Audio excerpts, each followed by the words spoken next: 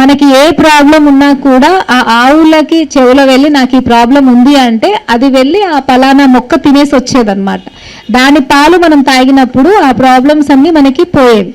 అది ఒకటి. రెండవది, మనం ఇంట్లో పెంచుకునే పెరట్లో పెంచుకునే చెట్లతో కూడా మనం రెగ్యులర్గా మంచిగా వాటికి నీళ్లు పోస్తూ మంచిగా చూసుకుంటూ పెంచుకుంటే మనకి కావలసిన పోషకాలన్నీ అవి ఇస్తాయి. అంటే చెట్లలో కావచ్చు, జంతువుల్లో కావచ్చు, అన్నిటిలో కూడా మనతో అనుసంధానమయ్యి మనల్ని అర్థం చేసుకునే గుణం ఉంటుంది. కాకపోతే మనం దాన్ని అర్థం చేసుకుంటూ దాన్ని అంటే ప్రకృతికి దగ్గరగా ఉంటే ఎటువంటి ప్రాబ్లమ్స్ ఉండవు. ప్రకృతి అంటే చెట్లు, జంతువులు, పంచభూతాలు అన్నిటితో మనం కలిసి ఉన్నట్టయితే మనకి దాదాపుగా ప్రాబ్లమ్స్ రావు. మనకు వచ్చిన ప్రాబ్లమ్స్ కూడా మనం ఈజీగా వాటితో కలిసి ఉండడం వల్ల తగ్గించుకోగలుగుతాం. సో ఇక్కడ పెట్టిన వాటిలో ఇది చాలా ఇంపార్టెంట్. దీన్ని నేల ఉసిరి అంటారు. సో నార్మల్గా ఇది చాలా కలుపు మొక్కలాగానే పెరుగుతుంది. ఈ నేల ఉసిరిని పౌడర్ లాగా చేసుకొని వేడి నీళ్ళల్లో కలిపి ఒక 40 days తాగినా మన లివర్ అనేది చాలా బాగా స్టిమ్యులేట్ అవుతుంది. లివర్ బాగున్నట్టయితే మనకి షుగర్, బీపీ లాంటి ప్రాబ్లమ్స్ రావు. సో అండ్ లేడీస్కి కూడా పీరియడ్ ప్రాబ్లమ్స్ రావు. పిల్లలు పుట్టడానికి కూడా దీన్ని మనం ఎక్కువగా ఇస్తూ ఉంటాం. ఈ నేల ఉసిరిని ఒకరు తీసుకోవాలి అంటే నెలలో 3 రోజులు సరిపోతుంది పచ్చిది తీసుకుంటే.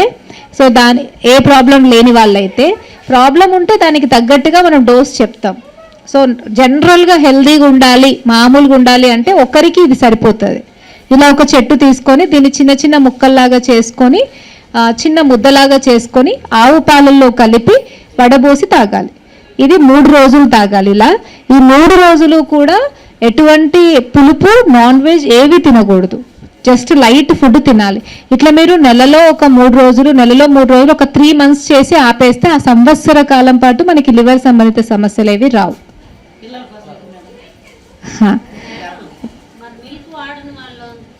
దీన్ని ఎండబెట్టి పౌడర్ లాగా చేసుకొని ఆ పౌడర్ని మనం వాడుకోవచ్చు, వాటర్లో కలిపి వాడచ్చు.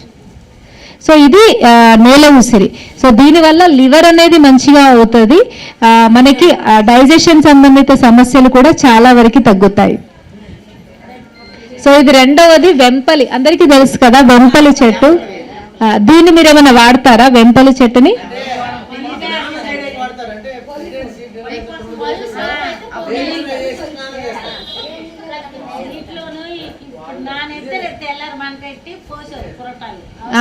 నార్మల్గా దీన్ని వాటర్లో నానపెట్టి స్నానం అంటే డెలివరీ అయిన వాళ్ళకి స్నానం పోసేవాళ్ళు.